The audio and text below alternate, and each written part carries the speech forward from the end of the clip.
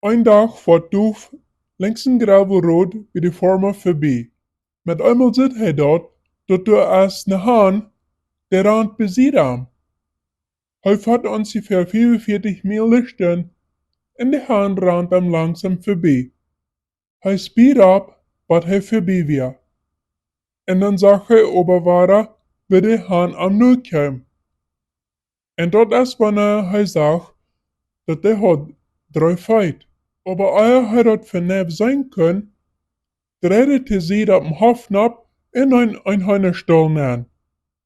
Hij deed de Bricks nein en voer op den Hof ab, en dus stond de Farmer.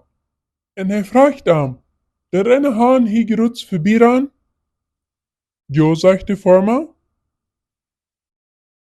Zijn ik onklug oder hadden die drie feit?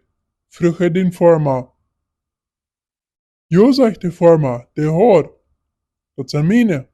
Ik doe drüben je heina broden. Na waarom? Vraagt Doof. Wel, zegt de Farmer, ik gleich einmal den Hund schenken. De Mumtje gleich den Hund schenken. En ik gleich dat Kind dat ook noch.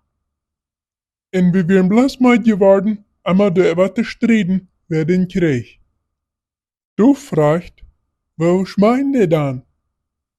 Wel, zegt de Farmer, ik weet nicht. Ik kan noch kaum mal seine Hand te Hände kriegen. Check diesen Kiste nach den ersten Freund, wat dir befällt.